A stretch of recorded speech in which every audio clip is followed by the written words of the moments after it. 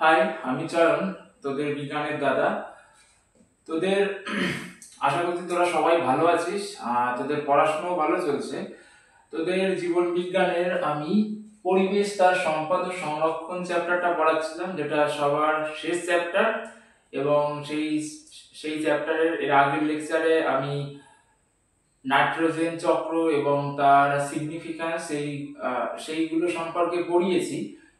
ওটা পুরোটা শেষ করে দেওয়ার পরে তারপরে তোদের সিলেবাসে আছে পরিবেশ দূষণ। আজকে তোদের পরিবেশ দূষণ সম্পর্কে আলোচনা করব। দেখ, প্রথমেই কি আছে পরিবেশ দূষণ। পরিবেশ মানে তোরা জানিস, আগের দিনও বলেছি, আর এটা ছোটকালের জিনিস যে আমাদের চারপাশে যা কিছু আছে সেটাই পরিবেশ, এক কথায়। আর দূষণ কি জিনিস আজকে আমাদের জানতে হবে। দূষণ সম্পর্কে আমরা জানবো। দূষণ কি জিনিস, আমাদের পরিবেশে যেসব বস্তু রয়েছে বা যে পদার্থগুলো রয়েছে বা আমাদের পরিবেশের যেসব কি বলে, যেসব জৈবিক বা জৈব এবং রাসায়নিক ও ভৌত যেসব জিনিসগুলো রয়েছে, সেইগুলোর যদি কোনো কারণে পরিবর্তন ঘটে যায় বা কোনো কারণে, এবং পরিবর্তন ঘটার ফলে সেটা যদি আমাদের পরিবেশের জন্য ক্ষতিকর হয়ে যায়, তখন সেটাকে দূষণ বলে। দূষণ কাকে বলে এটা পরীক্ষার জন্য অত ইম্পর্টেন্ট না, বইয়ের থেকে একটুখানি দেখে নিবি, সেখান থেকে এমনি বুঝে যাবে। কিন্তু তোদের এই দূষণ পড়াতে পড়াতে অনেকগুলো ইম্পর্টেন্ট জিনিস আসবে, সেইগুলো সম্পর্কে তোদের জানতে হবে। আচ্ছা, প্রথমে কি আছে, প্রথমে দূষণ। তাহলে দূষণ আমি বলেছি কি জিনিস। এবার দূষণকে অনেকগুলো রকমের দূষণ রয়েছে। কি কি দূষণ? যেমন ধর বায়ু দূষণ আছে, মাটি দূষণ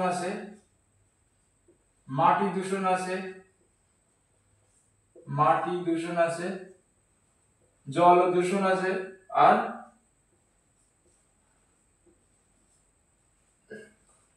আরেকটা দূষণ কি, আর শব্দ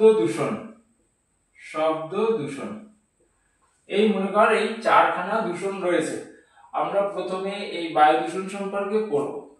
তাহলে বায়ু দূষণ কাকে বলে? যদি বায়ুর মধ্যে যেসব উপাদানগুলো রয়েছে সেসব উপাদানগুলো কি হয়, মানে যে ভৌত রাসায়নিক ধর্মগুলো রয়েছে সেইগুলো যদি ব্যাঘাত ঘটে কোনো কারণে, তাহলে সেইগুলোকে কি বলবো? তাহলে সেটাকে বায়ু দূষণ বলবো। তাহলে বায়ু দূষণ কি, প্রথমে জানবো বায়ু দূষণ কি কি কারণে হতে পারে, অর্থাৎ বায়ু দূষণের কারণ সমূহ। বায়ু দূষণের কারণের মধ্যে কি কি রয়েছে? আমাদের যেসব গ্রিন হাউস গ্যাসগুলো রয়েছে, তোরা অনেক ছোটবেলা থেকে পড়ে আসছিস গ্রিন হাউস গ্যাস সম্পর্কে। তাহলে সেই গ্রিন হাউস গ্যাসগুলো বায়ু দূষণের অন্যতম প্রধান কারণ ধরা হয়। কেন? তাহলে গ্রিন হাউস গ্যাস কোনগুলো? যেরকমের কার্বন ডাই অক্সাইড রয়েছে, তারপরে নাইট্রাস অক্সাইড রয়েছে, তারপরে মিথেন রয়েছে, ক্লোরোফ্লুরোকার্বন রয়েছে। এইগুলো সব গ্রিন হাউস গ্যাস। এই গ্রিন হাউস গ্যাসের মধ্যে যে কার্বন ডাই অক্সাইড রয়েছে, এটাকে প্রধান গ্রিন হাউস গ্যাস বলা হয়। কার্বন ডাই অক্সাইডকে কি বলা হয়? প্রধান গ্রিন হাউস গ্যাস বলা হয়। প্রধান গ্রিন হাউস গ্যাস। আচ্ছা, এখানে একটা জিনিস তোদের একটা প্রশ্ন আসতে পারে মাথায়, কেন এদেরকে গ্রিন হাউস গ্যাস বলা হয়? কারণ এরা গ্রিন হাউস মানে কি? গ্রিন হাউস মানে তোদের একটা, যেমন ধর কিছু কিছু আমাদের পৃথিবীতে এমন কিছু জায়গা আছে বা এমন কিছু দেশ আছে যেই দেশগুলোতে সূর্যের আলো অত প্রখর ভাবে পড়ে না, অর্থাৎ ওদের যে টেম্পারেচার, ওই টেম্পারেচারটা ঠিকঠাক ভাবে কন্ট্রোল করা যায় না, অর্থাৎ বেশিরভাগ সময় ঠান্ডা থাকে, তার জন্য শাক সবজি কিছুই ফলাতে পারে না ওইখানকার লোকজন। তাই ওরা কি করে, ওইখানে এক ধরনের গ্লাসের ঘর তৈরি করে। এরকমের গ্লাস, মনে কর এই একটা ঘর, যেটা কি দিয়ে তৈরি? কাঁচ দিয়ে তৈরি। আর এখানে মনে কর সূর্য, এই কাঁচের ঘরের মধ্যে কি হয়, যদি সূর্যের আলোক রশ্মি একবার প্রবেশ করে তাহলে আর বাইরে বেরিয়ে যেতে পারে না। বুঝতে পারলি?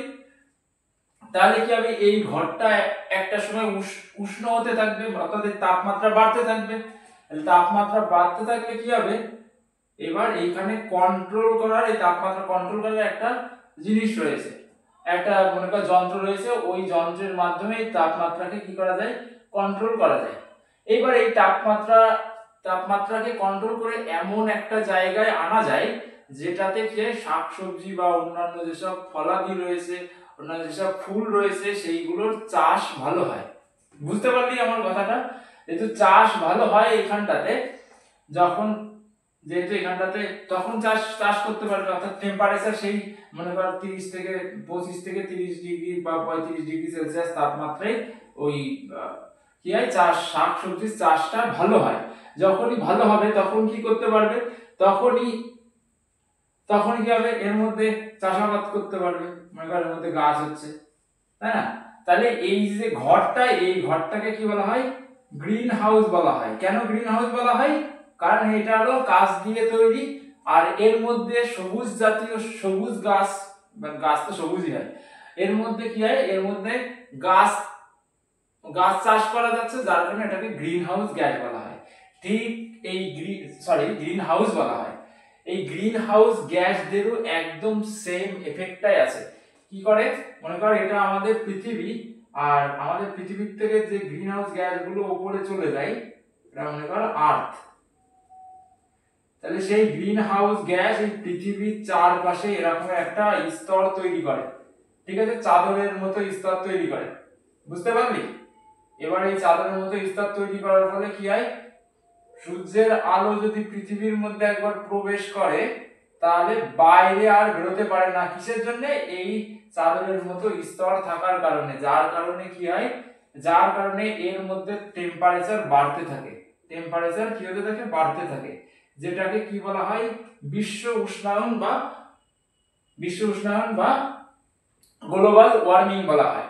দেখো এটা তো বুঝতে পারলি, এবং এটা ছোট ক্লাসের জিনিস। তার জন্য এইগুলোকে আমরা কি করি, এইগুলোকে আমরা গ্রিন হাউস গ্যাস বলি। দেখো এটুকু তো ক্লিয়ার হয়েছে।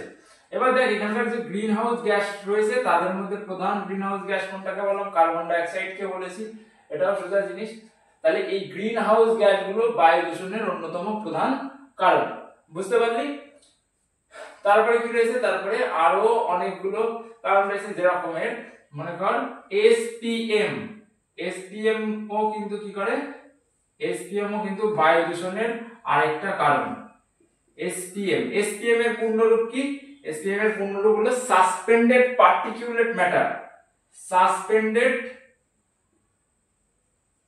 Particulate matter.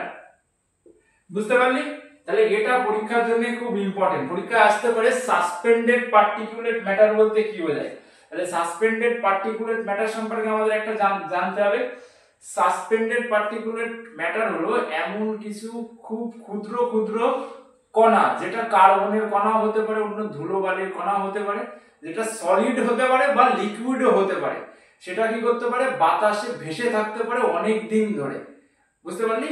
এবং সেটা আমাদের শরীরে, সেটা বাতাসে ভেসে থাকে, এবং আমাদের যখন আমরা নিঃশ্বাস নিই তখন আমাদের শরীরের মধ্যে অর্থাৎ ফুসফুসের মধ্যে প্রবেশ করতে পারে। তাহলে এই সাসপেন্ডেড পার্টিকুলেট ম্যাটার বা এসপিএম কি করে, এসপিএম ও বায়ু দূষণ করতে সাহায্য করে।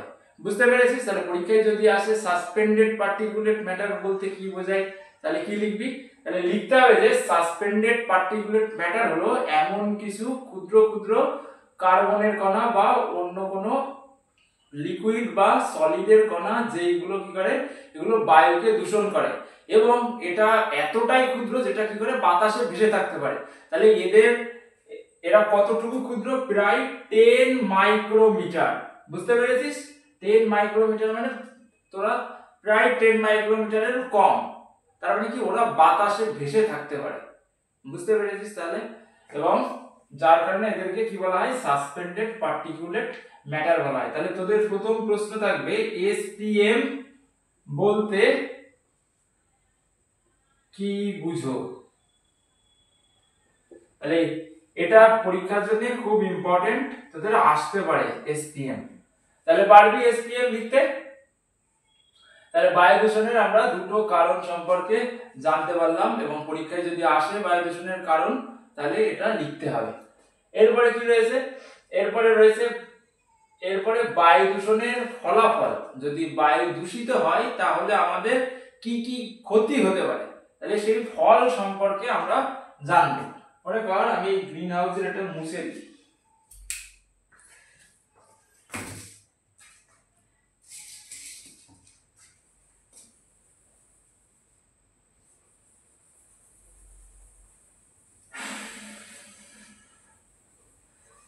তাহলে বায়ু দূষণের কি ফল, বায়ু দূষণের ফলে কি কি আছে, বায়ু দূষণের ফলাফলে কি কি পাবো আমরা। তাহলে প্রথমেই দেখ, প্রথমে প্রথমে কি আছে, এই যে বায়ু দূষণের ফলে কি কি ঘটছে। বায়ু দূষণের ফলে বিভিন্ন ধরনের রোগ হচ্ছে আমাদের, আমাদের যে রকমের ধর অ্যাজমা হচ্ছে, তার অ্যাজমা বা হাঁপানি হচ্ছে, আমাদের ব্রঙ্কাইটিস হতে পারে এবং ক্যান্সারও হয়ে যেতে পারে। তাহলে বায়ু দূষণের ফলে কি হতে পারে, আমাদের বিভিন্ন ধরনের রোগ হতে পারে। তাহলে কি কি রোগ হতে পারে, অ্যাজমা হতে পারে, অ্যাজমা, ব্রঙ্কাইটিস, ব্রঙ্কাইটিস, তারপর তারপর কি হতে পারে, অ্যাজমা হতে পারে, ব্রঙ্কাইটিস হতে পারে, ক্যান্সার হতে পারে, ক্যান্সার হতে পারে। আচ্ছা, এই অ্যাজমা, ব্রঙ্কাইটিস এই দুটো রোগ সম্পর্কে তোদের পরবর্তীতে আলোচনা করব। তোদের এই চ্যাপ্টারেই আছে ডিটেইলসলি আলোচনা, সেটা এই ভিডিওতে আমি আলোচনা করব না। যখন ওই ভিডিওটা আপলোড দেব তখন এই অ্যাজমা কি আর ব্রঙ্কাইটিস কি সেটা ক্লিয়ার হয়ে যাবে। ঠিক আছে, এটা জাস্ট মনে রাখ। এখন অ্যাজমা কি, ব্রঙ্কাইটিস এক ধরনের রোগ, সেটা ফুসফুসে হয়। বুঝতে পেরেছিস এইখানটাতে? আচ্ছা, তারপরে কি হতে পারে, তারপরে অ্যাসিড বৃষ্টি হতে পারে। বায়ু দূষণের আরেকটা কারণ হলো অ্যাসিড বৃষ্টি। অ্যাসিড বৃষ্টি কি করে অ্যাসিড বৃষ্টি হবে, যেমন ধর বাতাসে কি আছে, বাতাসে নাইট্রোজেনের বিভিন্ন ধরনের অক্সাইড রয়েছে, যেরকমের নাইট্রোজেন ডাই অক্সাইড আছে, তারপরে NO রয়েছে, এইগুলো কি হয়, এইগুলো তারপরে SO2 সালফার ডাই অক্সাইড রয়েছে, এইগুলো কি করে, এইগুলো বায়ু অর্থাৎ আমাদের বায়ুমণ্ডলে যেসব মেঘের কণা রয়েছে সেই মেঘের সঙ্গে মিশে গিয়ে, মেঘের যে জল, মেঘ তো জল না, জলের ক্ষুদ্র ক্ষুদ্র কণা, সেটাই তো মেঘ, সেটাই কি হয় বাতাসে মিশে থাকে। বুঝতে পারলি? তাহলে বাতাসের অর্থাৎ মেঘের এই কণার সঙ্গে এরা মিশে যায়, মিশে গিয়ে কি করে বিভিন্ন ধরনের অ্যাসিড তৈরি করে, যেটার ফলে কি হয় অ্যাসিড বৃষ্টি হয়। এবং এই অ্যাসিড বৃষ্টির ফলে আমাদের অনেক অনেক আমরা ক্ষতির সম্মুখীন হব। আর এই অ্যাসিড বৃষ্টির ক্ষতি সম্পর্কে আমরা একটুখানি ডিটেইলসলি জানবো। আচ্ছা দেখ, তাহলে অ্যাসিড বৃষ্টি কি করে হয়, মনে কর এটা, মনে কর নাইট্রোজেন ডাই অক্সাইড। তাহলে নাইট্রোজেন ডাই অক্সাইড দুই ভাবে আসতে পারে। এই যে নাইট্রোজেনের যে যৌগটা রয়েছে, এই যৌগটাও কি হতে পারে, অক্সিজেনের সঙ্গে মিশে গিয়ে নাইট্রোজেন ডাই অক্সাইড উৎপন্ন করতে পারে। বুঝতে পারলি? এখান থেকে নাইট্রোজেন ডাই অক্সাইড আসতে পারে, আবার কি হতে পারে, সরাসরি নাইট্রোজেন ডাই অক্সাইডও বাতাসে মিশতে পারে। এটা কি হয়, এটা তোর যে জলের কণা রয়েছে অর্থাৎ মেঘ রয়েছে, সেই মেঘের সঙ্গে মিশে গিয়ে দুই ধরনের কি করে অ্যাসিড উৎপন্ন করে, যেরকমের কি নাইট্রাস অ্যাসিড HNO2 আর কি HNO3, নাইট্রাস অ্যাসিড আর নাইট্রিক অ্যাসিড, এই দুই ধরনের অ্যাসিড উৎপন্ন করে। আর এই অ্যাসিডগুলোই কি হয়, এই অ্যাসিডগুলোই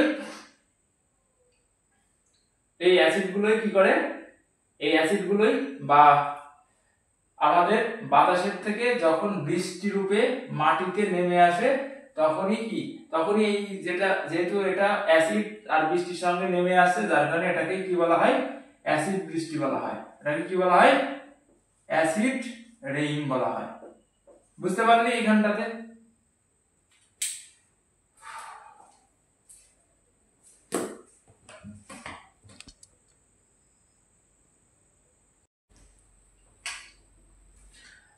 আচ্ছা, তাহলে কি হয় এখানে অ্যাসিড বৃষ্টি, এটাকে কি বলা হয়, অ্যাসিড বৃষ্টি বলা হয়। তাহলে এই অ্যাসিড বৃষ্টির ফলে কি হয়, আমাদের পরিবেশে বিভিন্ন ধরনের ক্ষতি, আমাদের পরিবেশ বিভিন্ন ধরনের ক্ষতির সম্মুখীন হয়। কি কি করে ক্ষতির সম্মুখীন হয়, যেরকমের ধর এই অ্যাসিড বৃষ্টির ফলে আমাদের যে গাছপালা রয়েছে সেই গাছের যে পাতা, সেই পাতার ক্লোরোফিল কি হয়ে যায়, নষ্ট হয়ে যায়। বুঝতে পারলি? পাতার ক্লোরোফিল নষ্ট হয়ে যায়। গাছের পাতার ক্লোরোফিল যদি নষ্ট হয়ে যায় তাহলে কি হবে, তাহলে গাছ তার খাদ্য উৎপাদন করতে পারবে না। আর গাছ যদি তার খাদ্য উৎপাদন না করতে পারে তাহলে গাছের ফলন কমে যাবে, আর ফলন কমে গেলে আমাদের আমাদের যে আমরা খাদ্য সংকটের মুখে পড়তে পারি। তাহলে প্রথম প্রথম সমস্যা কি, ক্লোরোফিল নষ্ট হয়ে যাচ্ছে। কার? গাছের ক্লোরোফিল ক্লোরোফিল নষ্ট হওয়া নষ্ট হওয়া এই ক্লোরোফিল নষ্ট হয়ে যাওয়ার ফলে কি হয়ে যাচ্ছে, গাছ নিজের খাদ্য তৈরি করতে পারছে না ঠিক করে, আর তাহলে ফলন কমে যাচ্ছে। আর ফলন কমে গেলে কি হয়ে যাচ্ছে, ফলন কমে গেলে আমাদের আমরা খাদ্য সংকটের সম্মুখীন হতে পারছি। তাহলে দেখ, শুধুমাত্র বায়ু দূষণের ফলে কি হলো, এতগুলো কারণ সংগঠিত হয়ে গেল। বায়ু দূষণের ফলে অ্যাসিড বৃষ্টি হলো, অ্যাসিড বৃষ্টির ফলে গাছের ক্লোরোফিল নষ্ট হয়ে গেল, আর গাছের ক্লোরোফিল নষ্ট হয়ে গেলে আমরা খাদ্য সংকটের মুখে পড়ে যাব। তাহলে একটা কারণ। তারপরে কি হয়ে যাচ্ছে, তারপরে এই অ্যাসিড বৃষ্টির ফলে মাটিতে যেসব উপকারী অণুজীব থাকে, মনে কর আগের দিন পড়েছিস মাটিতে যেরকম অ্যানাবিনা থাকে, নস্টক থাকে, রাইজোবিয়াম থাকে, তারপরে কি করে, তারপরে বিভিন্ন ধরনের নাইট্রোব্যাক্টার থাকে, নাইট্রোসামোনাস, অ্যাজোব্যাক্টার, এগুলো সম্পর্কে আমি আলোচনা করেছি। এই অ্যাসিড বৃষ্টি যখন মাটিতে পড়ে তখন এই অণুজীবদের উৎসেচকের ক্রিয়া বন্ধ হয়ে যায়। বুঝতে পারলি? তাহলে যখনই উৎসেচকের ক্রিয়া বন্ধ হয়ে যায় বা কাজ করতে, তখন ওই অণুজীবগুলো মরে যায়। আর অণুজীবগুলো যখনই মরে যায় তখন কি দেয়, মাটির উর্বরতা শক্তি হ্রাস পায়। আর মাটির উর্বরতা শক্তি হ্রাস পাওয়া মানে কি, এই গাছটা, অর্থাৎ গাছের জন্য খারাপ, মাটির উর্বরতা শক্তি, তখন গাছে আবার সমস্যা দেখা দিচ্ছে এই একটা কারণের জন্য। তাহলে কি হয়ে যাচ্ছে, সে আবার আলটিমেটলি গিয়ে আমাদের খাদ্য সমস্যা দেখা দিচ্ছে।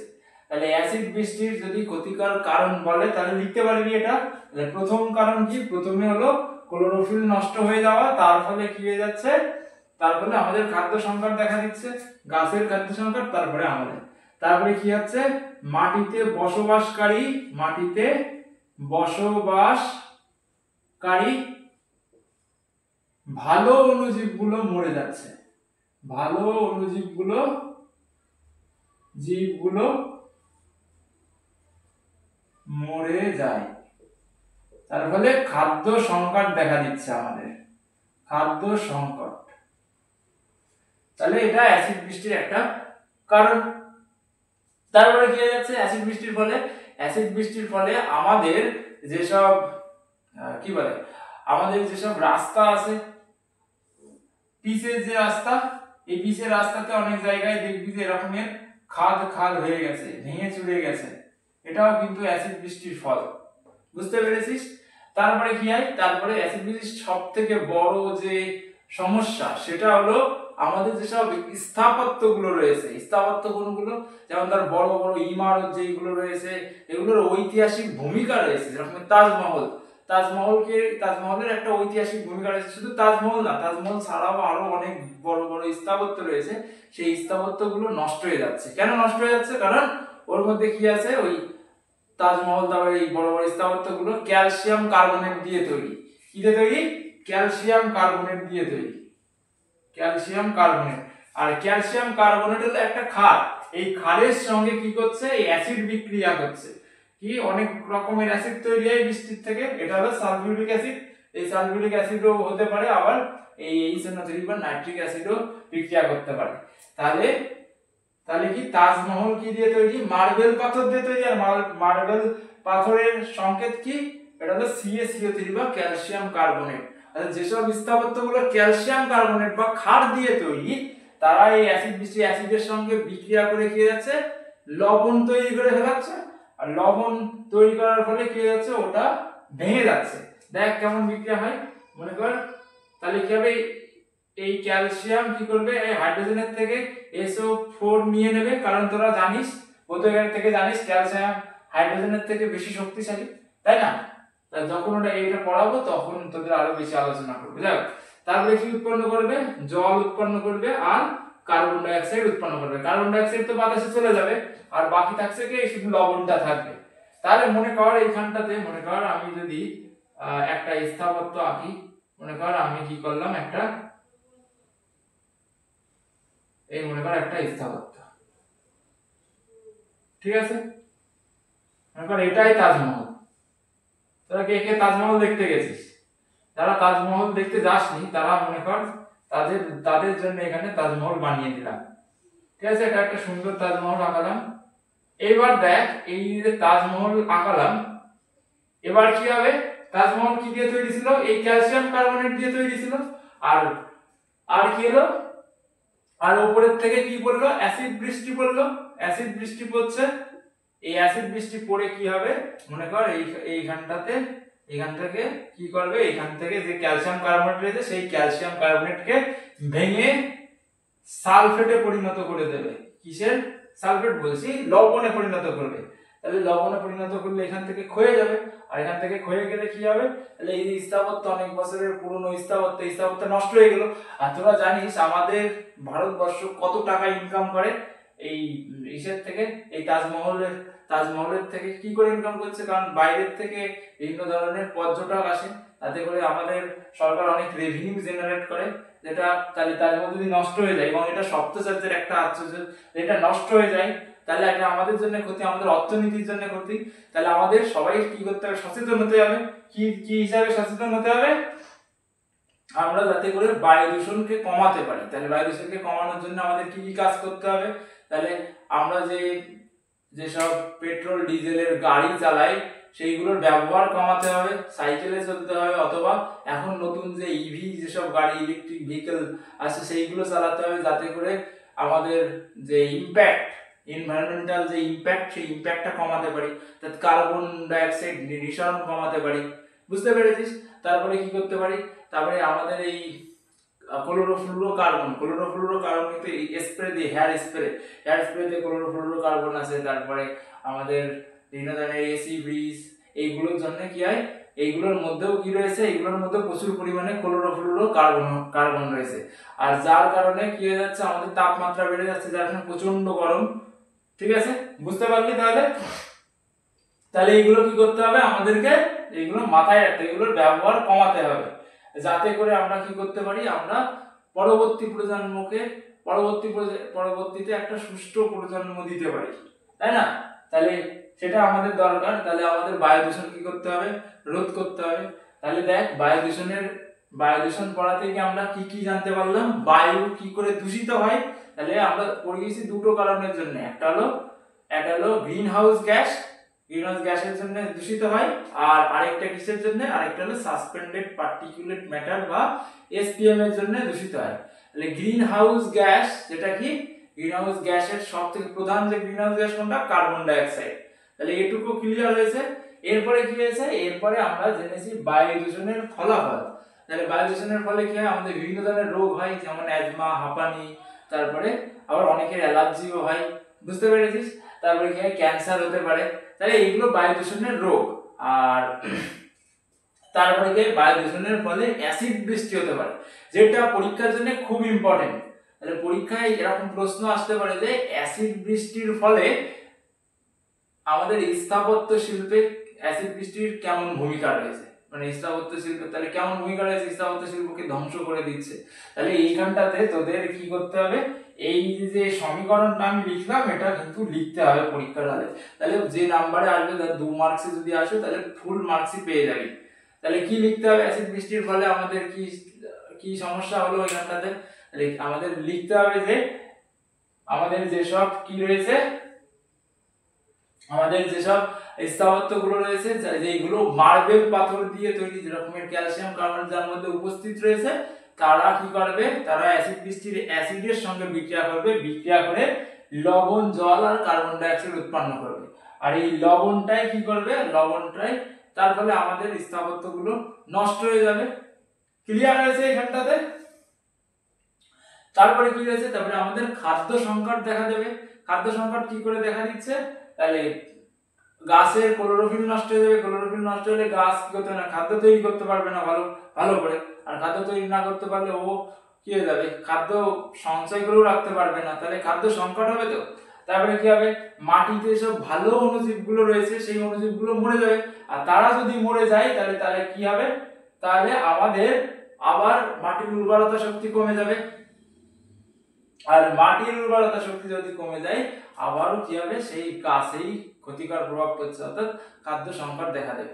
এছাড়াও বাস্তুতান্ত্রিক সমস্যাও আমাদের দেখা দিতে পারে। বাস্তুতান্ত্রিক সমস্যা কি করে দেখা দিতে পারে, এরকমের মাটিতে বসবাসকারী, একটু আগে বললাম যে অণুজীবগুলো রয়েছে তারা মরে যেতে পারে। আর ওই অণুজীবগুলো যদি মরে যায় তাহলে কি হবে, মনে কর কিছু কিছু অণুজীব রয়েছে, যেই অণুজীবরা তোরা পড়েছিস নাইট্রোজেন সাইকেলের সময় পড়িয়েছিলাম, কিছু কিছু অণুজীব যারা কি করে অ্যামোনিফাইং ব্যাকটেরিয়া রয়েছে, তারপরে নাইট্রিফাইং ব্যাকটেরিয়া রয়েছে, এইগুলো কি করে, এগুলো যে এই যে সাইকেল নাইট্রোজেন সাইকেল রয়েছে সেটাকে বজায় রাখতে সাহায্য করে। তারপরে কি রয়েছে, আমাদের কিছু কিছু ব্যাকটেরিয়া বা কিছু কিছু অণুজীব রয়েছে যারা আমাদের এই দেহকে ডিকম্পোজ করে মাটির সঙ্গে মিশিয়ে দিতে সাহায্য করে, তাই না? তাহলে এরা কি হতে মরে যেতে পারে, তাহলে এইখানটাতে যদি এরা মরে যায় তাহলে এই ডিকম্পোজের প্রক্রিয়া অনেক ধীর হয়ে যাবে। আর ডিকম্পোজের প্রক্রিয়া ধীর হয়ে যাবে, আবার কিছু কিছু ক্ষেত্রে যদি ডিকম্পোজ নাই হয় তাহলে কি হবে, নিউট্রিয়েন্ট গুলোর ফ্লোই তো বন্ধ হয়ে যাবে। আর নিউট্রিয়েন্ট গুলোর ফ্লো যদি বন্ধ হয়ে যায় তাহলে আলটিমেটলি কি হয়ে যাচ্ছে, মাটির উর্বরতা শক্তি কমে যাচ্ছে। তাহলে অর্থাৎ বাস্তুতান্ত্রিক সমস্যা দেখা দিচ্ছে, বুঝতে পেরেছিস? তাহলে কত বড় একটা ইম্প্যাক্ট হয়ে গেল। তাহলে এইগুলো সম্পর্কে তোদের একটুখানি বই আমি এখানে আলোচনা করে দিলাম, বই দেখে একটুখানি পড়লে কি হয়ে যাবে, আমি যা বলেছি এখানটাতে থেকে সবগুলো আবার মনে চলে আসবে। এই ভিডিও হয় 2 বার দেখবি, দেখার পরে তোদের পুরোটা মাথার মধ্যে ক্লিয়ার হয়ে যাবে। তারপরে কি করবি, তারপরে বইয়ের থেকে একটুখানি দেখে নিবি, দেখে নিলেই হয়ে যাবে।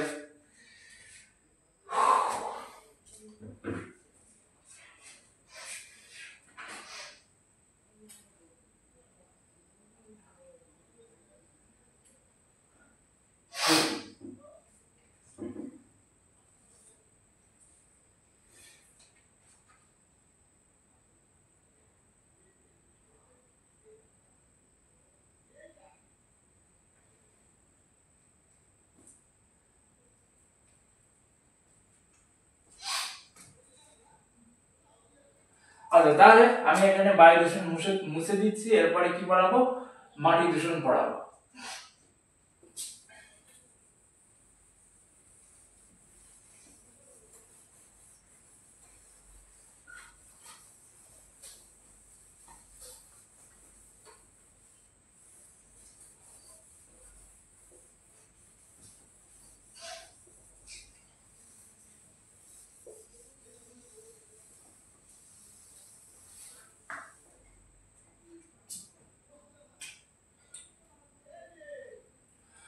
আচ্ছা, এরপরে কি রয়েছে, এরপরে রয়েছে মাটি দূষণ।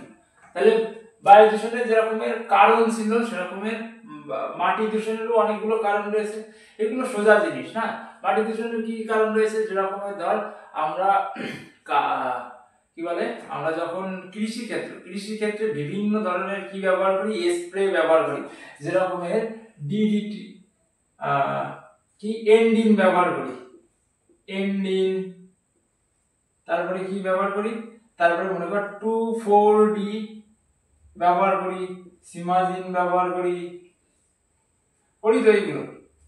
তাহলে এই যে পদার্থগুলো রয়েছে এইগুলো সব কীটনাশক, ঠিক আছে? কোনটা কীটনাশক, যেমন এন্ডিন হলো কীটনাশক, আর 2,4-D আর সিমাজিন হলো আগাছা নাশক। এটা পরীক্ষার জন্য ইম্পর্টেন্ট। পরীক্ষায় বলে দিতে পারে একটা আগাছা নাশকের নাম লেখো, তাহলে হয় 2,4-D অথবা সিমাজিনের নাম উল্লেখ করতে হবে। আর প্রশ্ন যদি আরেকটু কঠিন করে তাহলে বলে দিতে পারে একটা অক্সিন হরমোন জাতীয় আগাছা নাশকের নাম লেখো। তাহলে একটা অক্সিন হরমোন জাতীয় আগাছা নাশক কোনটা, এই 2,4-D হলো অক্সিন হরমোন সম্পর্কে তোরা প্রথম চ্যাপ্টারে পড়েছিস, যেহেতু এখন তোদের বছরের শেষের দিকে, যার কারণে আমি লাস্ট চ্যাপ্টার শুরু করলাম। আর আমি এরপরে হয়তো পরের বছরের থেকে তোদের প্রথম চ্যাপ্টার, মানে যারা পরের বার আসবে তাদের প্রথম চ্যাপ্টার কি করব, শুরু করে দেব। যাই হোক, তাহলে প্রথম চ্যাপ্টারে তোদের আছে অক্সিনের কথা। অক্সিন একটা ফাইটো হরমোন। তাহলে এই অক্সিন হরমোন কি করে, 2,4-D, এই 2,4-D কি একটা অক্সিন হরমোন। আর এই 2,4-D দিয়ে কি করতে পারি, আমরা আগাছা নাশ করে দিতে পারি। তাহলে কোন আগাছাগুলো নাশ করে, যেসব হলো মনোকটিলিডন যেসব আগাছা রয়েছে সেইগুলোকে কি করা যায়, ধ্বংস করে দেওয়া যায়। কিন্তু কিন্তু ডাইকটিলিডনের কোনো কিছু হয় না। জানিস ডাইকটিলিডন মানে লিডন মানে কি দ্বিবীজপত্রী, আর মনোকটিলিডন মানে কি একবীজপত্রী। তাহলে যেসব একবীজপত্রী যেসব গাছগুলো রয়েছে আমরা যদি 2,4-D স্প্রে করে দিই তাহলে কি হবে, তাহলে সেই মনোকটিলিডন যেসব একবীজপত্রী আগাছাগুলো মারা যাবে। বুঝতে পেরেছি সেইখানটাতে? তাহলে এটা পরীক্ষার জন্য ইম্পর্টেন্ট আসতে পারে যে একটা কিসের নাম লেখো, একটা আগাছা নাশকের নাম লেখো, বা একটা ফাইটো হরমোন জাতীয় আগাছা নাশকের নাম লেখো। তাহলে ফাইটো হরমোন জাতীয় আগাছা কোনটা, 2,4-D। আবার একটা আগাছা নাশকের নাম বলো, সেটাও 2,4-D হবে। আবার যদি বলে এমন একটা আগাছা নাশকের নাম বলো যেটা শুধুমাত্র কাদেরকে কি বলে, কাদেরকে মেরে ফেলাতে সাহায্য করে, মনোকটিলিডনদের মেরে ফেলাতে সাহায্য করে, সেটাও কি হবে, 2,4-D হবে। বুঝতে পেরেছিস? আর তোরা আরো একটা জিনিস, আরেক ধরনের আগাছা নাশক নাম যে শুনেছিস যে ঘাস পুরা ওষুধ, যেটা দেখেছিস তো, যে এইখানটাতে তুই স্প্রে করবি সব একদম পুরো সাফ হয়ে যাবে। কিন্তু এই 2,4-D তে শুধুমাত্র কে সাফ হয়ে যাবে, শুধুমাত্র যারা মনোকটিলিডন উইড গুলো রয়েছে সেইগুলো সাফ হয়ে যাবে। ঠিক আছে? তাহলে এই যে রাসায়নিক পদার্থগুলো রয়েছে, এটা যদি আমরা মাত্রাতিরিক্ত ব্যবহার করি তাহলে কিন্তু আমাদের কি হতে পারে, আমাদের পরিবেশ দূষণ হতে পারে, আমাদের মাটি দূষণ হতে পারে। ঠিক আছে? তাহলে মাটি দূষণের কারণ বুঝতে পেরেছিস? তাহলে এখান থেকে এরকমের প্রশ্নই আসতে পারে যে একটা কি লেখো, একটা আগাছা নাশকের নাম লেখো। তাহলে আমি যেটা বলে দিয়েছি এটা একবার একটুখানি দেখে নিবি বইয়ের থেকে। আচ্ছা, এই মাটি দূষণের পরে আর কি আছে, মাটি দূষণের কারণ সম্পর্কে আমরা জানলাম। কারণ মাটি দূষণের এবার কি সম্পর্কে জানবো, ফল। মাটি দূষণের ফলে কি হচ্ছে, কি সমস্যা আমাদের দেখা দিচ্ছে রয়েছে। আচ্ছা, এরপরে কি রয়েছে, এরপরে কীটনাশকের যদি আমরা ব্যবহার করি, কীটনাশক তাহলে এরকম একটা কীটনাশকের নাম কি, যেরকম ডিডিটি রয়েছে, ডিডিটি। তাহলে ডিডিটির কি আসতে পারে, ডিডিটির পূর্ণ রূপ আসতে পারে dichloro diphenyl dimethyl trichloro ethane. Dichloro diphenyl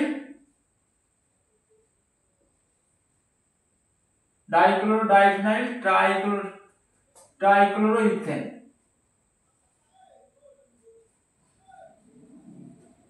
তাহলে এটা পরীক্ষার জন্য ইম্পর্টেন্ট।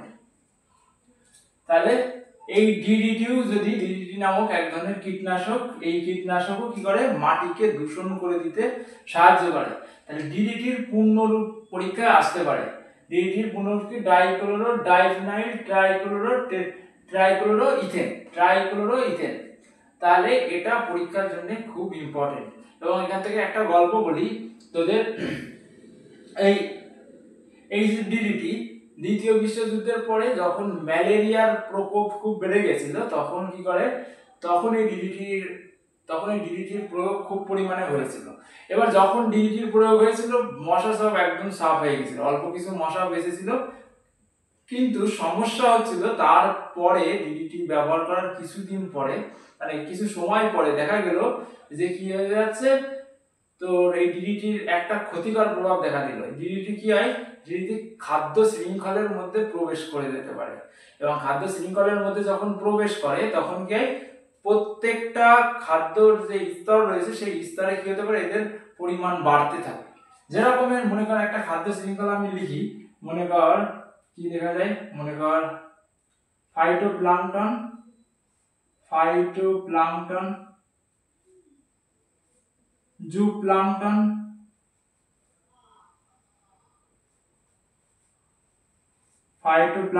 জুপ্লাঙ্কটন, ছোট মাছ, বড় মাছ, আর কি বক। এটা মনে কর একটা খাদ্য শৃঙ্খল। আর কি রয়েছে, আর এখানটাতে মনে কর পুকুরের জল।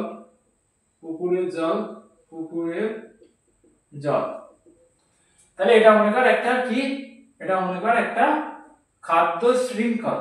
তাহলে এই যে খাদ্য শৃঙ্খল, তাহলে ডিডিটির একটা ক্ষতিকর প্রভাব কি, যদি ডিডিটি কোনো কারণে কি করে এই খাদ্য শৃঙ্খলের মধ্যে প্রবেশ করে যায়, তাহলে ওরা কি করে প্রত্যেকটা খাদ্য শৃঙ্খলের প্রত্যেকটা স্তরে কি হতে থাকে, এদের পরিমাণ বাড়তে থাকে। বুঝতে পেরেছিস তাহলে কেমন? মনে কর পুকুরের জলে মিশেছিল সামান্য পরিমাণে 0.01 এরকমের 0.01 ppm এরকম করে মিশেছিল। তারপরে গিয়ে দেখা গেল যে এই এই যে পুকুরের জলে যে মাত্রায় মিশেছিল তার থেকে কি হয়ে গেছে, এই ফাইটোপ্ল্যাঙ্কটনের শরীরের মধ্যে এর মাত্রা বেড়ে গিয়েছে। মনে কর এখানে গিয়ে হলো 0.024 হয়ে গেল। তারপর মনে কর এই ফাইটোপ্ল্যাঙ্কটনের থেকে যখন জুপ্ল্যাঙ্কটনে গেল তখন কি হলো, তখন বেড়ে গিয়ে 0.123 ppm এ পরিণত হয়ে গেল। তারপরে মনে কর এই ছোট মাছে গিয়ে 1 ppm এ পরিণত হয়ে গেল, আর বড় মাছে গিয়ে মনে কর 3 থেকে 12 ppm এর মধ্যে চলে গেল, এবং বকে গিয়ে দেখা গেল 100 ppm এর মধ্যে প্রবেশ করে গেছে। তাহলে কোথায় 0.01 ppm এ কি হয়েছিল, মিশেছিল পুকুরের জলে, আর ওরা একদম লাস্টে গিয়ে অর্থাৎ বকের কাছে গিয়ে 100 ppm এ পরিণত হয়ে গেল। এবং কি হয়, এই ডিডিটির ফলে, তাহলে ডিডিটির পরিমাণ এই যে বাড়তে থাকলো, এই যে কেমিক্যাল, তাহলে এটা যখন খাদ্য শৃঙ্খল, তাহলে যখন মানুষ খাবে তখন কি মানুষের শরীরে আরো বেশি পরিমাণে বেড়ে যাবে এই এই ডিডিটি। তাহলে কি হয়, মানুষের শরীরে অনেক ক্ষতিকর, এটা একটা ক্ষতিকর পদার্থ, তাহলে মানুষের শরীরে বিভিন্ন ধরনের রোগ সৃষ্টি করে দিতে পারে। বুঝতে পারলি? তাহলে তাহলে এই যে বেড়ে যাওয়া, খাদ্য শৃঙ্খলে প্রবেশ করার ফলে কি হয়ে যাচ্ছে, বেড়ে যাচ্ছে, প্রত্যেকটা স্তরে বেড়ে যাচ্ছে। এই বেড়ে যাওয়ার ঘটনাকে কি বলা হয়, জৈব বিবর্ধন বলা হয়, বা জৈব বিবর্ধন বলা হয়। বুঝতে পারলি? তাহলে তাহলে কি, তাহলে এই জিনিসটা পরীক্ষার জন্য খুব ইম্পর্টেন্ট, জৈব বিবর্ধন। বুঝতে পারলি? তাহলে পরীক্ষায় যদি আসে জৈব বিবর্ধন বলতে কি বোঝায়, তাহলে কি লিখবি, এমন কিছু কি রয়েছে, কেমিক্যাল বা রাসায়নিক পদার্থ রয়েছে, সেই রাসায়নিক পদার্থ যদি কোনোভাবে খাদ্য শৃঙ্খলে প্রবেশ করে যায়, তাহলে কি প্রত্যেকটা খাদ্য শৃঙ্খলের প্রত্যেকটা স্তরে প্রত্যেকটা স্তরে এর মাত্রা বেড়ে যাওয়ার ঘটনাকে কি বলা হবে, জৈব বিবর্ধন বলা হবে। খুব ইম্পর্টেন্ট পরীক্ষার জন্য, ঠিক আছে? খুব ভিভিআই, ভেরি ভেরি ইম্পর্টেন্ট। জৈব বিবর্ধন যখন আসবে তখন তোদের এই আমি যখন করে লিখলাম এইভাবে করে লিখতে হবে। তাহলে আমি মাটি দূষণকে যদি আরেকটুখানি রিপিট করে দিই আরেকবারের জন্য, তাহলে তোদের বুঝতে সুবিধা হবে, তাই না? তাহলে মাটি দূষণ কি কারণে হতে পারে? প্রথম কারণ কি রয়েছে? প্রথম কারণ হলো আমাদের বিভিন্ন ধরনের কীটনাশক বা বিভিন্ন ধরনের আগাছানাশক যদি মাটিতে খুব পরিমাণে মিশে যায়, অথবা বিভিন্ন ধরনের রাসায়নিক সারের ফলেও কি হতে পারে, মাটি দূষণ হতে পারে। আচ্ছা দেখ, তাহলে যদি কি হয়, যদি আগাছানাশক মাটিতে বেশি পরিমাণে মিশে যায় তাহলে মাটি দূষিত হতে পারে। এরকম একটা আগাছানাশকের নাম কি? এরকম একটা আগাছানাশকের নাম হলো 2,4-D, তারপরে সিমাজিন, এটা কি একটা আগাছানাশক। এবং 2,4-D কি এক ধরনের ফাইটো হরমোন, এবং এর আরেকটা বৈশিষ্ট্য হলো এরা শুধুমাত্র সিলেক্টিভ, কি বলে, এরা সিলেক্টিভ আগাছানাশক। বুঝতে পেরেছিস? তাহলে এদেরকে সিলেক্টিভ আগাছানাশক কেন বলা হচ্ছে? কারণ শুধুমাত্র মনোকটদেরই এরা মেরে ফেলতে পারে, যার কারণে এটা এটুকু ক্লিয়ার হয়েছে। তাহলে এটাও ইম্পর্টেন্ট। তারপরে কি বিভিন্ন ধরনের কীটনাশক রয়েছে, এই কীটনাশকগুলো কি করতে পারে, এই কীটনাশকগুলো কি করতে পারে, মাটিকে দূষণ করতে পারে। এরকমের একটা কি কীটনাশকের নাম হলো ডিডিটি। ডিডিটির পূর্ণরূপ আসতে পারে পরীক্ষায়, তাহলে পূর্ণরূপ আসলে লিখতে হবে, খুব ইম্পর্টেন্ট এটা, ডাইক্লোরোডাইফিনাইল ট্রাইক্লোরোইথেন। বুঝতে পেরেছিস? তাহলে তারপরে কি আছে, এই ডিডিটির একটা খারাপ প্রভাব রয়েছে। তাহলে ডিডিটির খারাপ প্রভাবটা কি? ডিডিটি হলো এমন কেমিক্যাল, যেই কেমিক্যাল যদি কোনোভাবে খাদ্য শৃঙ্খলে প্রবেশ করে যায়, তাহলে খাদ্য শৃঙ্খলের প্রত্যেকটা স্তরে কি হবে, এর মাত্রা বেড়ে যাওয়ার ঘটনাকে কি বলা হবে, ডিডিটি বেড়ে যাওয়ার ঘটনাকে কি বলা হবে, জৈব বিবর্ধন বলা হবে। এটা পরীক্ষার জন্য খুব ইম্পর্টেন্ট, তখন তোদের এই এক্সাম্পলটা দিয়ে বুঝিয়ে দিতে হবে। বুঝতে পেরেছিস, কোনো অসুবিধা নেই তাহলে এখানটাতে। আর কি আছে, আর বিভিন্ন ধরনের রাসায়নিক, বিভিন্ন ধরনের কি হতে পারে, রাসায়নিক রাসায়নিক সারের ফলেও, সার যদি অতিরিক্ত পরিমাণে ব্যবহার করা হয় তাহলেও কিন্তু কি হতে পারে, মাটি দূষিত হতে পারে। যেরকমের কি সার, অ্যামোনিয়া, অ্যামোনিয়া, ইউরিয়া, এরাও যদি কি করে মাটিতে মিশে যায় অতিরিক্ত পরিমাণে তাহলেও কি হতে পারে, মাটি দূষিত হতে পারে। বুঝতে পেরেছিস তাহলে? আচ্ছা, তারপরে মাটি দূষণের আরো একটা কারণ আছে, যদি মাটিতে আমরা কি করি, প্লাস্টিক ফেলাই। প্লাস্টিক জানিস 100, অনেক প্লাস্টিক আছে 100 বছর ধরেও কি হয়ে যাচ্ছে না, 100 বছর ধরেও মাটির যেটা অণুজীব রয়েছে তারা ওদেরকে ভেঙে ফেলাতে পারছে না। তাহলে প্লাস্টিক কি করতে পারে, মাটি দূষণ করতে পারে।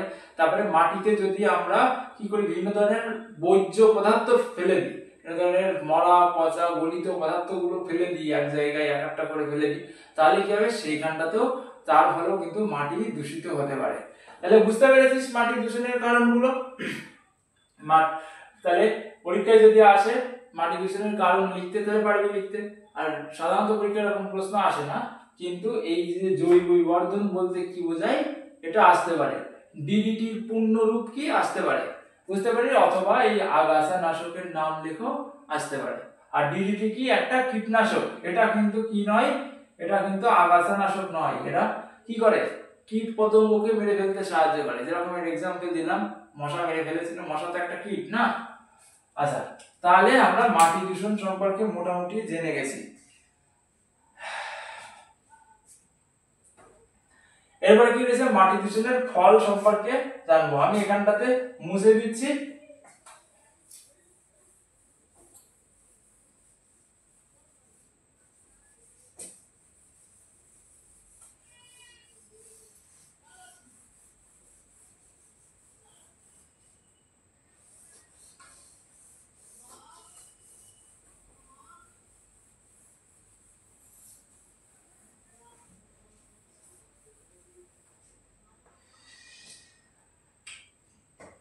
আচ্ছা,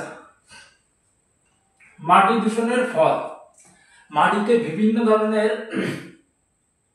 কি বলে, মাটিতে বিভিন্ন ধরনের ভারী ধাতু মিশে যেতে পারে। কোথার থেকে, কারখানার থেকে। যেরকমের মাটিতে কি হতে পারে, পারদ মিশে যেতে পারে, পারদ। তাহলে এই পারদ মিশে যাওয়ার ফলে কি হতে পারে, আমাদের এক ধরনের এই পারদ যদি অতিরিক্ত পরিমাণ মাটিতে থাকে, আমাদের মানুষের এক ধরনের রোগ হয়। তাহলে সেটাকে, আচ্ছা, মাটি দূষণে তাহলে কি হয়, বিভিন্ন ধরনের ভারী ধাতু যেরকমের পারদ যদি মিশে যায় তাহলে কি হতে পারে, এক ধরনের রোগ হয় যেটাকে কি বলে, মিনামাটা রোগ হতে পারে, মিনামাটা রোগ হতে পারে। বুঝতে পারিস? তারপরে মাটিতে ক্যাডমিয়াম মিশে যেতে পারে, যেটাও এক ধরনের ভারী ধাতু। এই ক্যাডমিয়াম মিশে গেলে ইটাই রোগ হতে পারে, ইটাই রোগ হতে পারে মাটিতে। তাহলে পারদ মিশে গেলে কি হতে পারে, মিনামাটা রোগ। ক্যাডমিয়াম মিশে গেলে ইটাই রোগ হতে পারে। মাটিতে কি থাকে, টিটেনাস থাকে। এই যে ক্লস্ট্রিডিয়াম টিটেনি নামক এক ধরনের কি আছে, এক ধরনের ব্যাকটেরিয়া রয়েছে। সেই ব্যাকটেরিয়া আমাদের ক্ষতের মধ্যে যদি প্রবেশ করে যায় তাহলে আমাদের ওরা এক ধরনের নিউরোটক্সিন কি করে আমাদের শরীরের মধ্যে প্রবেশ করে সারতে থাকে। তার ফলে কি আমাদের টিটেনাস রোগ হয়ে যেতে পারে। যার কারণে যখনই কারোর কেটে যায় এবং কাটা জায়গা যদি খুব ডিপ উন্ড হয়, ডিপ উন্ড মানে কি, গভীর ক্ষত হয়, তাহলে তার কি করতে বলে, তার ইনজেকশন দিতে বলে, টিটেনাসের ইনজেকশন দিতে বলে, তাহলে টিটেনাস হয়ে যেতে পারে। বুঝতে পেরেছিস? তাহলে ক্লস্ট্রিডিয়াম টিটেনি কি করতে পারে, মিশে থাকলে ক্লস্ট্রিডিয়াম টিটেনি, ক্লস্ট্রিডিয়াম টিটেনি যদি মিশে থাকে তাহলে কি হতে পারে, আমাদের টিটেনাস রোগ হতে পারে, টিটেনাস হতে পারে। আর টিটেনাসের বাংলাকে কি বলে, ধনুষ্টঙ্কার বলে। ধনুষ্টঙ্কার হলে মানুষকে একদম বেঁকে যায়, ধনুকের মতো বেঁকে যায়, একদম এরকম করে বেঁকে যায়। ঠিক আছে, তোরা গুগলে সার্চ দিয়ে দেখতে পারিস, একদম কি গেছে, এরকম বেঁকে গেছে, এরকম বেঁকে গেছে লোক, যার ইয়ে হয়েছে, ধনুষ্টঙ্কার হয়েছে, বেঁকে গেছে। তাহলে এদেরকে বাংলাতে ধনুষ্টঙ্কার, ধনুকের মতো বেঁকে দেয়, ধনুষ্টঙ্কার। বুঝতে পারলি তাহলে ক্লস্ট্রিডিয়াম টিটেনি কি। আর তারপরে কি আছে, তারপরে ক্যাডমিয়াম,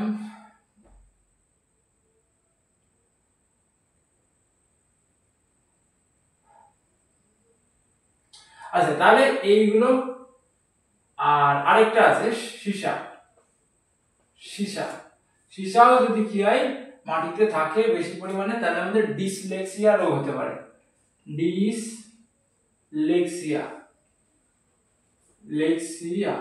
ডিসলেক্সিয়া রোগ হতে পারে। এই জিনিসগুলো পরীক্ষার জন্য খুব খুব ইম্পর্টেন্ট, ভেরি ভেরি ইম্পর্টেন্ট। আগের বার কিন্তু প্রশ্ন আসেনি, অর্থাৎ 25 সালে আসেনি, এবার আসতে পারে পরীক্ষায়, বলে দিতে পারে পারদের ফলে কি রোগ হতে পারে, মিনামাটা রোগ হতে পারে। এবং এই মিনামাটা কোথায়, জাপানের একটা শহর। প্রথমে জাপানের ওই মিনামাটা শহরে কি হয়, এই পারদ দূষণের ফলে রোগ, এই এক ধরনের রোগ হয়, যেটাকে কি বলেছিল, প্রথমে জাপানে দেখা দেয়, তার কারণে ওটাকে মিনামাটা, ওই জাপানের ওই মিনামাটা শহরের নাম করে এই রোগের নাম দেওয়া হয় মিনামাটা। বুঝতে পেরেছিস তাহলে। তাহলে এই যে ফল, এটা কি মানুষের রোগ, মানুষের রোগ। তাহলে এই মানুষের রোগ কিসের জন্য হচ্ছে, মাটি দূষণের ফলে হচ্ছে। এটা পরীক্ষার জন্য খুব ইম্পর্টেন্ট। তাহলে এটা তোদের কি করতে হবে, ভালো করে পড়তে হবে। তাহলে কি করে আসতে পারে পরীক্ষায়, ধর যদি এরকমের প্রশ্ন আসতে পারে, যদি বলে দিল যে এরকমের কিছু রোগের নাম লেখো যেটা মাটি দূষণের ফলে হয়, তাহলে কি লিখতে হবে, তাহলে তাহলে পারদের ফলে মিনামাটা রোগ হয়, এমাত্র বললাম। মিনামাটা জাপানের একটা কি শহর, যেখানে প্রথম এই রোগটা দেখা গিয়েছিল, যার কারণে এখানে মিনামাটা বলছে। যদি বলে কি ক্যাডমিয়াম, ক্যাডমিয়াম মিশে গেলে কি হবে, ইটাই রোগ হবে। তারপরে মাটিতে যদি ক্লস্ট্রিডিয়াম নামক, ক্লস্ট্রিডিয়াম টিটেনি যদি মিশে থাকে, সেই ক্ষেত্রে কি হবে, টিটেনাস রোগ হবে, যেটাকে ধনুষ্টঙ্কার বলে বাংলায়। বুঝতে পেরেছিস। তারপরে সীসা যদি মিশে থাকে, তখন কি হতে পারে, ডিসলেক্সিয়া হতে পারে। তাহলে এই জিনিসটা, এই ছকটা খুব ইম্পর্টেন্ট পরীক্ষার জন্য। বুঝতে পারলি। তাহলে তাহলে এটুকু কি করলাম, মুছে দিলাম।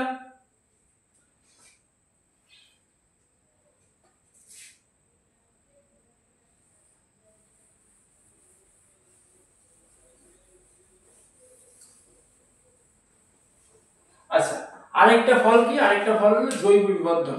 জৈব বিবর্ধন সম্পর্কে আগেই বলে দিয়েছি তোদেরকে, আগেই আলোচনা করেছিলাম, যখন ডিডিটি পড়ালাম তখনই আলোচনা করে দিয়েছিলাম। তাহলে জৈব বিবর্ধন সম্পর্কে আর বলছি না। তাহলে মোটামুটি কি হয়ে গেল, মোটামুটি মাটি দূষণ আমার মনে হচ্ছে কমপ্লিট হয়ে গেছে। ঠিক আছে, এরপরে কি আসবে, এরপরে জল দূষণ আসবে। কি আসবে, জল দূষণ। তাহলে জল দূষণ কি কারণে হচ্ছে, জল দূষণ এই যে আমরা যে মনে কর, এই হলো আমাদের কৃষি ক্ষেত্র, এখানে এটা মনে কর কৃষি ক্ষেত্র। এই কৃষি ক্ষেত্রে কি করছি, আমরা বেশি পরিমাণে সার প্রয়োগ করছি। কি করছি, বেশি পরিমাণে সার প্রয়োগ করছি, সার, রাসায়নিক সার। তারপরে কি প্রয়োগ করছি, তারপরে তারপরে এই যে কীটনাশক গুলো প্রয়োগ করছি, তারপরে কীটনাশক, তারপরে তারপরে উইডিসাইড বা আচ্ছা উইডিসাইড ব্যবহার করছি। উইডিসাইড মানে হলো আগাছানাশক, এটা মানে হলো আগাছানাশক,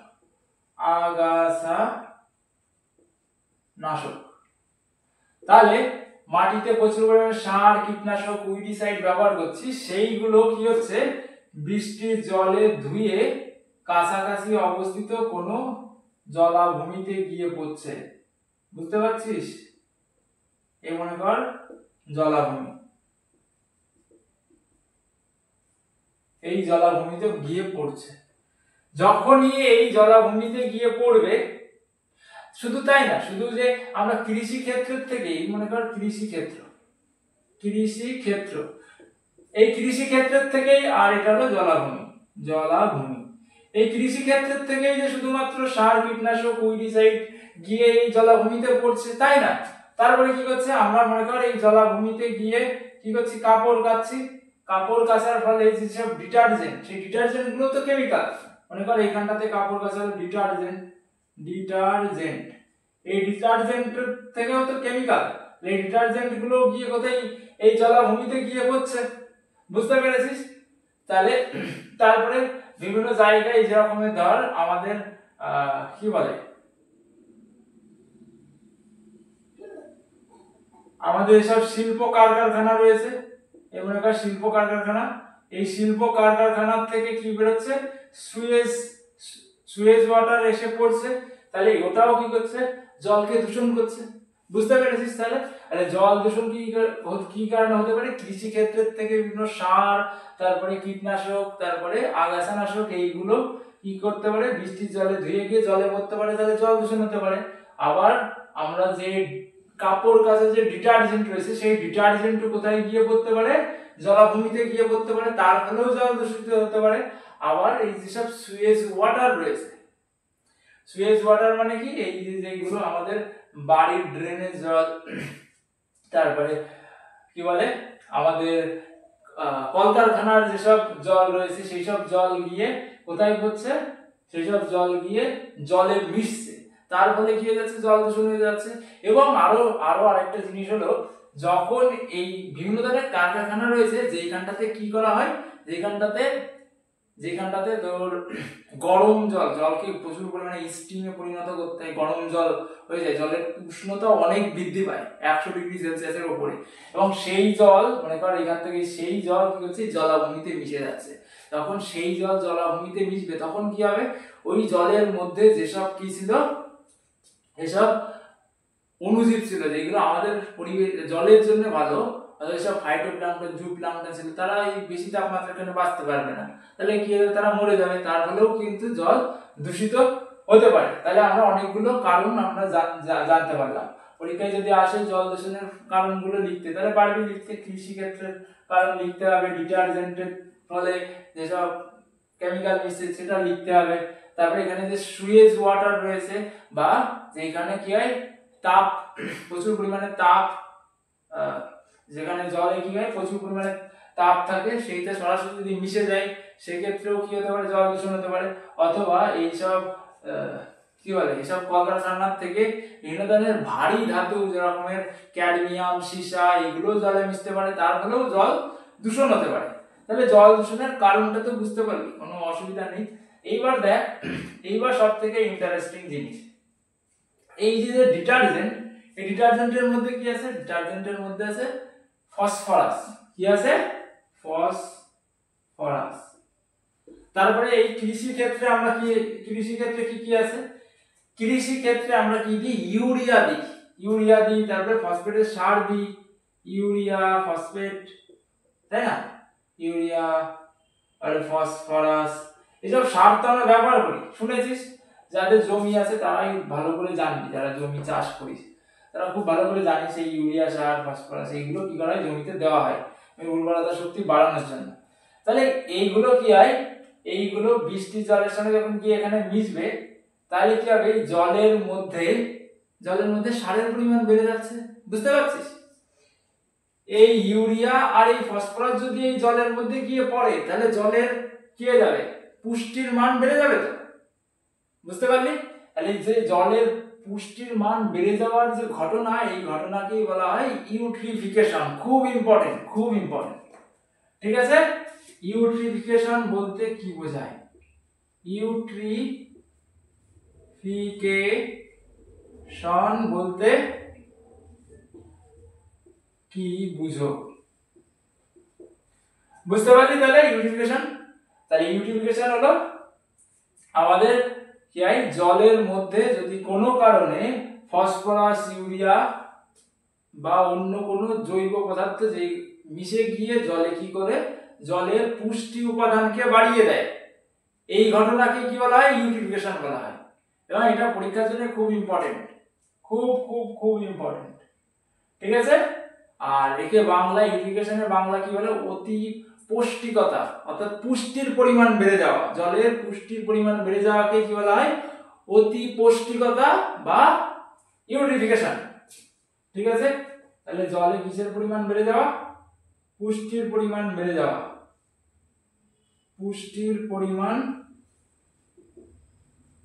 বেড়ে যাওয়া, পুষ্টির পরিমাণ বেড়ে যাওয়া, জলে পুষ্টির পরিমাণ বেড়ে যাওয়াকে কি বলা হয়? ইউট্রিফিকেশন বলা হয়। খুব ইম্পর্টেন্ট। আচ্ছা এইবার বল, এবার কেমন ইম্পর্টেন্ট জিনিস দেখ। এই মনে কর ওয়াটার বডি, এটা মনে কর পুকুর বা অন্য কিছু, অন্য কোনো ওয়াটার বডি। তাহলে এই জলে যদি কি হয়, পুষ্টির পরিমাণ বেড়ে যায় বা এখানে যদি ইউট্রিফিকেশন হয়, ইউট্রিফিকেশন যদি হয়, তাহলে কি হবে? এর মধ্যে শৈবাল আছে, সেই শৈবালের বৃদ্ধি ঘটবে তো। কোন জিনিসের যদি পুষ্টির পরিমাণ বাড়িয়ে দেওয়া হয়, মনে কর যার শরীরে পুষ্টি নেই তাহলে তো সে রোগা, তাই না? আর যার শরীরে পুষ্টি আছে সে মোটা হবে, তাই না? বডি বিল্ডার হবে। তাহলে এই যে এর মধ্যে যেসব শৈবাল রয়েছে, তাহলে কি হবে? এদের মধ্যে পুষ্টি বেড়ে যাওয়ার ফলে এদের বৃদ্ধিও বেশি হবে। তাহলে এই জলের মধ্যে যেসব শৈবাল থাকবে তাদের বৃদ্ধি বেশি হবে, শৈবালের বৃদ্ধি ঘটবে। তাহলে ইউট্রিফিকেশনের ফলে কি হচ্ছে? শৈবালের বৃদ্ধি ঘটছে। তাহলে শৈবালের বৃদ্ধি ঘটার ঘটনাকে কি বলা হয়? শৈবাল ব্লুম বা অ্যালগাল ব্লুম বলা হয়। খুব ইম্পর্টেন্ট এটাকে কি বলা হয়? Algal Bloom. বুঝতে পারলি? তাহলে পরীক্ষায় যদি আসে অ্যালগাল ব্লুম কাকে বলে, তাহলে কি লিখবি? এটাও ইম্পর্টেন্ট পরীক্ষার জন্য। যদি পরীক্ষায় আসে অ্যালগাল ব্লুম বলতে কি হয়, তাহলে কি লিখবি? জলে যদি ইউট্রিফিকেশন হয় বা জলে অতি পুষ্টিকতার কারণে জলে শৈবালের বৃদ্ধি ঘটে প্রচুর পরিমাণে, এই ঘটনাকে কি বলা হয়? অ্যালগাল ব্লুম বা শৈবাল ব্লুম বলা হয়। বুঝতে পেরেছিস? আচ্ছা, ব্লুম বলছে কি জানে? ব্লুম মানে ফোটা। জানিস ফুল কি হয়? ফোটে, এরকম করে ফুটে যায়। তাহলে ফুল যেমন ফোটে সেরকমের কি হয়? অ্যালগির বৃদ্ধিতে পুরো ওয়াটার বডি একদম ওই অ্যালগিতে ভরে যায়। ঠিক আছে? যদি সেটা সবুজ অ্যালগি হয় তাহলে কি হবে? একদম সবুজ হয়ে যাবে পুকুরের জল। যদি সেটা লাল অ্যালগি হয় তাহলে সেটা কি হয়ে যাবে? সেটা পুকুরে সাধারণত থাকে না, ওটা সমুদ্রে থাকে, সেই জায়গাটাতে কি হয়ে যাবে? একদম লাল হয়ে যাবে। যদি ব্রাউন কালার হয় তাহলে একদম ব্রাউন হয়ে যাবে। বুঝতে পারিস? তাহলে একদম ফুলের মতো, ফুল যেরকম ফুটে সেরকমের এই অ্যালগি ওরকম ফুটে উঠছে, যার কারণে এটাকে অ্যালগাল ব্লুম বলছে। বুঝতে পেরেছিস? তাহলে কি লিখবি? ইউট্রিফিকেশন বা অতি পুষ্টিকতার ফলে জলে কি হয়? জলে অ্যালগির বৃদ্ধি বেশি পরিমাণে ঘটে, এটাকে অ্যালগাল ব্লুম বলে। আচ্ছা, এরকম প্রশ্ন আসতে পারে ইউট্রিফিকেশন ও অ্যালগাল ব্লুমের পার্থক্য লেখো। খুব ইম্পর্টেন্ট, একবারে দুটো টেস্ট হয়ে যেতে পারে। তাহলে ইউট্রিফিকেশন ও অ্যালগাল ব্লুম এর পার্থক্য লেখো। এটাও ইম্পর্টেন্ট প্রশ্ন। তাহলে কি লিখতে হবে? ইউট্রিফিকেশনের প্রথমে সংজ্ঞা লিখতে হবে। ইউট্রিফিকেশন হলো জলে যদি কি হয়ে যায়, জলে যদি পুষ্টির পরিমাণ বেড়ে যায়, যেরকম ডিটারজেন্ট থেকে ফসফরাস গিয়ে ফসফেট যৌগ গিয়ে তারপরে ইউরিয়া কৃষিক্ষেত্র থেকে গিয়ে কি হয়, যদি পুষ্টির পরিমাণ বেড়ে যায়, এই ঘটনাকে কি বলা হবে? ইউট্রিফিকেশন বলা হবে। আর ইউট্রিফিকেশনের ফলে যদি কি হয়, যদি অ্যালগির বৃদ্ধি বেশি পরিমাণে হয় তাহলে সেটাকে কি বলা হবে? শৈবাল ব্লুম বলা হবে। ঠিক আছে? তাহলে কি ইউট্রিফিকেশনের ফল হচ্ছে শৈবাল ব্লুম বা অ্যালগাল ব্লুম, আর অ্যালগাল ব্লুমটা কি? অ্যালগাল ব্লুমটা হলো ইউট্রিফিকেশনের ফল। ঠিক আছে? তাহলে এটা লিখতে হবে। এরপরে কি হয়েছে? ইউট্রিফিকেশনের ফলে যে শুধু শৈবালের বৃদ্ধি ঘটবে তা তো না, এর মধ্যে সব গাছ রয়েছে। মনে কর এখানটাতে দেখবি যে এই পুকুরের চারপাশ দিয়ে এরকম, পুকুরের ধার দিয়ে এরকমের গাছ হয়, নল কাঁকড়ার গাছ হয়, তারপরে আরো অনেক ধরনের গাছ হয় এরকমের। কি বলে? বল কি বলে ওটারে, কচুরিপানা। অনেক পুকুরে তো কচুরিপানাতে ভরেই যায়, যার কারণে কচুরিপানাকে কি বলে, টেরর অফ বেঙ্গল বলা হয়। কাকে টেরর অফ বেঙ্গল বলা হয়? কচুরিপানাকে। কচুরিপানাকে টেরর অফ বেঙ্গল বলা হয়, টেরর অফ বেঙ্গল। আচ্ছা, তাহলে এই ইউটিলিফিকেশনের ফলে কি হতে পারে, শুধুমাত্র অ্যালগি না, এদের মধ্যে সব অন্যান্য পুকুরের ধার দিয়ে সব অন্যান্য গাছ রয়েছে, পুকুরের মধ্যে কচুরিপানা রয়েছে, তাদেরও বৃদ্ধি বেশি পরিমাণে ঘটতে পারে। তাহলে এই দুইজনেরই যদি বৃদ্ধি ঘটে, এই দুইজনের বৃদ্ধি হলো কিসের, ইউটিলিফিকেশনের ফল। আর আর তাহলে তাহলে কি, অ্যালগাল ব্লুম হলো ইউটিলিফিকেশনের একটা ধাপ, একটা ফল। আর কিন্তু ইউটিলিফিকেশন কি করতে পারে, ইউটিলিফিকেশন দুটো জিনিসেরই বৃদ্ধি ঘটাতে পারে, গাছেরও বৃদ্ধি ঘটাতে পারে, ওর ধার দিয়ে সব গাছ রয়েছে, এবং অ্যালগিরও বৃদ্ধি ঘটাতে পারে। বুঝতে পেরেছিস? আশা করছি ক্লিয়ার হয়ে গেছে। এখানটাতে অনেকের কনফিউশন থাকে, কিন্তু আমি মনে করছি এখন আর কোনো কনফিউশন নেই। তোরা চাইলে এরকম করে ছবি এঁকেও বোঝাতে পারিস। বুঝতে পারলি? আচ্ছা, তাহলে অ্যালগাল ব্লুম হয়ে গেল। হ্যাঁ, এরপরে কি হয়েছে, এরপরে ইউটিলিফিকেশনের ফলে, ইউটিলিফিকেশনের ফলে কি কি ক্ষতি হচ্ছে, অর্থাৎ ইউটিলিফিকেশনের ফলাফল, এরকমের প্রশ্ন আসতে পারে। পুরো ইউটিলিফিকেশনটাই ইম্পর্টেন্ট। এরকম আসতে পারে যে ইউটিলিফিকেশনের ফলাফল লেখো, অর্থাৎ ইউটিলিফিকেশনের ফলে কি ঘটে, ইউটিলিফিকেশন এর ফলে কি ঘটে। তাহলে কি ঘটে, তোরা জানবি। একটু আগে বললাম অ্যালগাল ব্লুম ঘটে, ইউটিলিফিকেশনের ফলে অ্যালগাল ব্লুম ঘটবে। আর অ্যালগাল ব্লুম যদি ঘটে তাহলে কি ঘটনা হবে, অ্যালগি প্রচুর পরিমাণে বৃদ্ধি পাবে, আর বৃদ্ধি পেলে কি হবে, একটা সময় তো মরে যাবে অ্যালগিগুলো, সারা জীবন তো বেঁচে থাকবে না। মরে গেলে তাদের পচতেও হবে, এবং পচার জন্য লাগবে অক্সিজেন, অক্সিজেন ছাড়া তো পচবে না। তাহলে কি হবে, সেই অক্সিজেনটা কোথা থেকে পাবে, সেই অক্সিজেনটা জলের থেকেই নেবে। আর জলের থেকে যখনই অক্সিজেন নেওয়া, অন্যান্য অণুজীব অক্সিজেন নিয়ে ওদেরকে পচানোর জন্য চেষ্টা করবে, তখন কি হবে, জলের অক্সিজেনের পরিমাণ কমে যাবে। আর জলের অক্সিজেনের পরিমাণ যদি কমে যায়, সেই ক্ষেত্রে কি হবে, সেই ক্ষেত্রে ওখানটাতে যেসব জীব রয়েছে, রকমের মাছ রয়েছে জলের মধ্যে, অন্যান্য যেসব জলের পোকা রয়েছে, তারা মারা যাবে জলের অভাব, অক্সিজেনের অভাবে। বুঝতে পেরেছিস? তাহলে এখানটাতে তাহলে ইউটিলিফিকেশনের ফলে অ্যালগাল ব্লুম, আর অ্যালগাল ব্লুমের ফলে এই জলে জলে অক্সিজেনের পরিমাণ কমে যাবে। আর অক্সিজেনের পরিমাণ কমে গেলে কি হবে, অক্সিজেনের পরিমাণ কমে গেলে ওখানে যেসব মাছ রয়েছে বা অন্যান্য যেসব জীব রয়েছে, তারা কিন্তু মারা যাবে।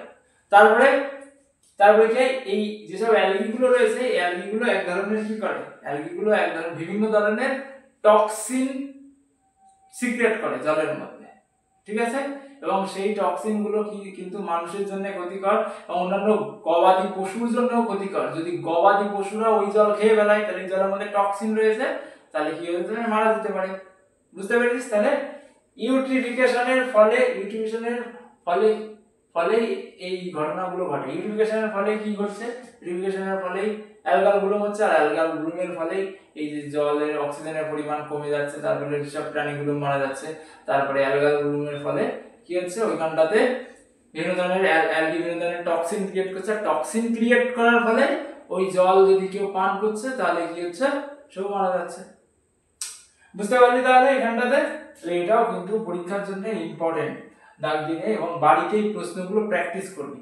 তাহলে আর কোথাও কি থাকবে না, তোদের কোনো সমস্যা থাকবে না।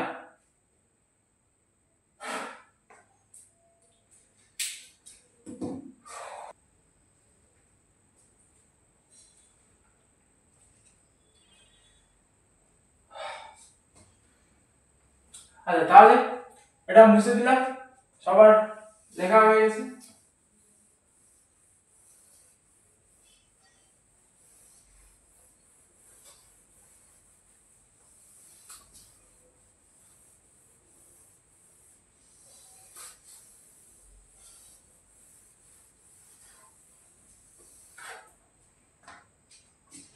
আচ্ছা, এই জল দূষণের ফলেও মানুষের বিভিন্ন ধরনের রোগ হতে পারে। কি হতে পারে? রোগ হতে পারে। কি কি রোগ হতে পারে? যেরকম কলেরা হতে পারে, টাইফয়েড, কলেরা, টাইফয়েড,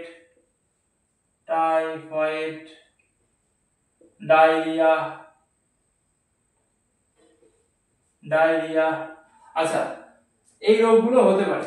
এবং একটা সময় এই কলেরা ছিল প্রচন্ড ভয়াবহ আকার ধারণ করত।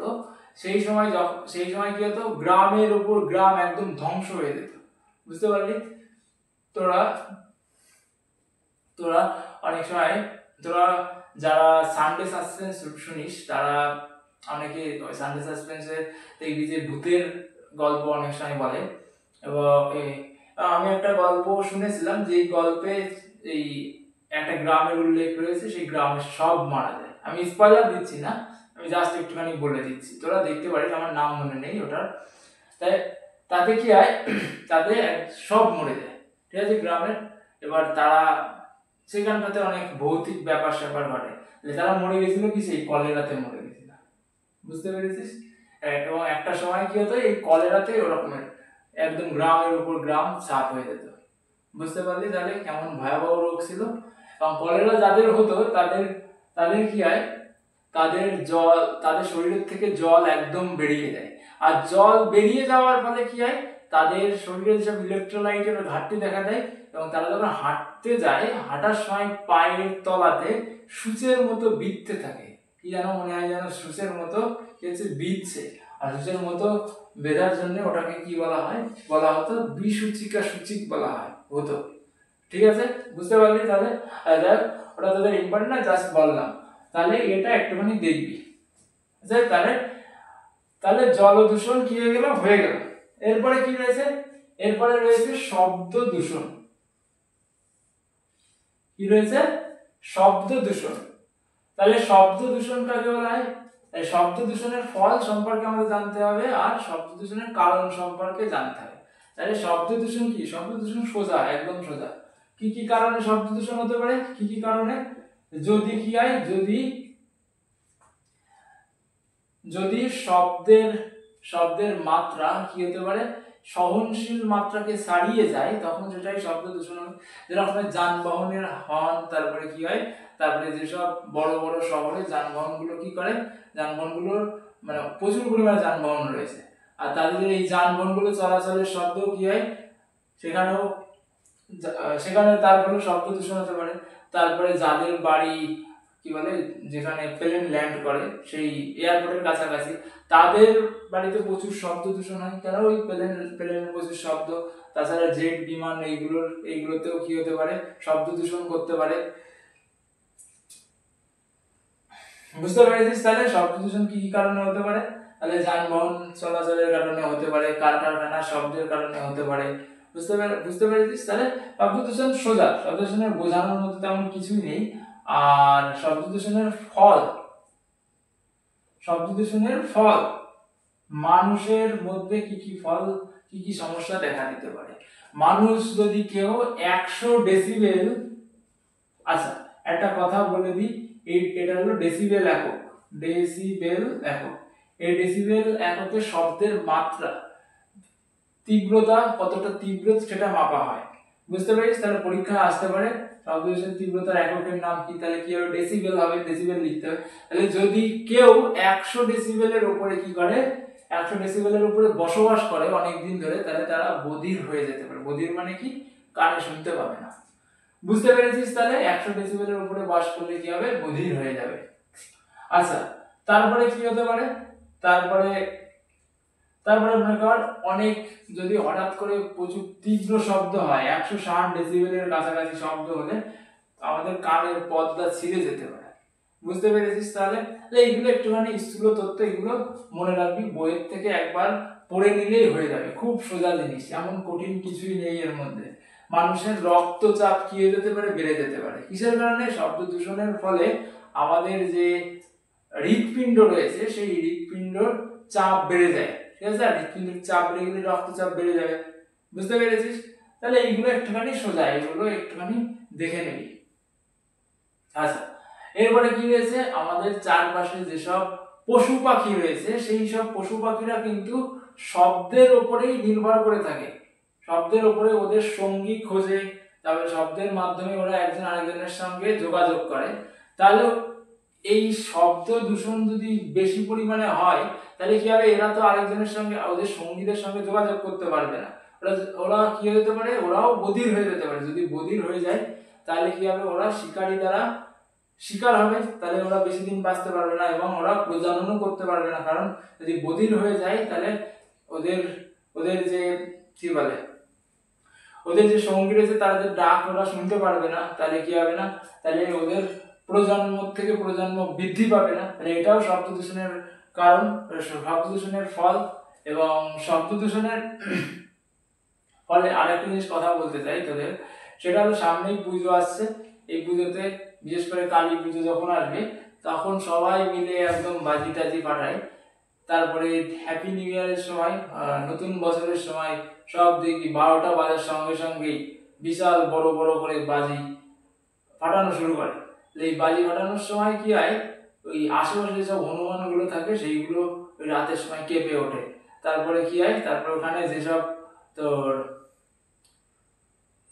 ওখানে যেসব পশু যেসব পাখিগুলো থাকে সেসব পাখিগুলো ঘুমাতে পারে না। তাহলে এইগুলো কি, আমাদের সচেতনতার অভাব। আমাদের সবাইকে কি করতে হবে, সচেতন করতে হবে এই শব্দ দূষণ সম্পর্কে। ঠিক আছে, আমাদের এইগুলোর থেকে বিরত থাকতে হবে। হ্যাঁ, আমাদের যে এইসব উৎসব সেইগুলোকে আমরা কি করব, আমরা সেলিব্রেট করব, কিন্তু কিন্তু এদের যে আমাদের চারপাশে পশু পাখি রয়েছে এদের কথাও কি করতে হবে, আমাদের মাথায় রাখতে হবে, সবসময় মাথায় রাখতে হবে। বুঝতে পারলি? তাহলে তাহলে এইগুলো আমাদের কি করা যাবে না, করা যাবে না।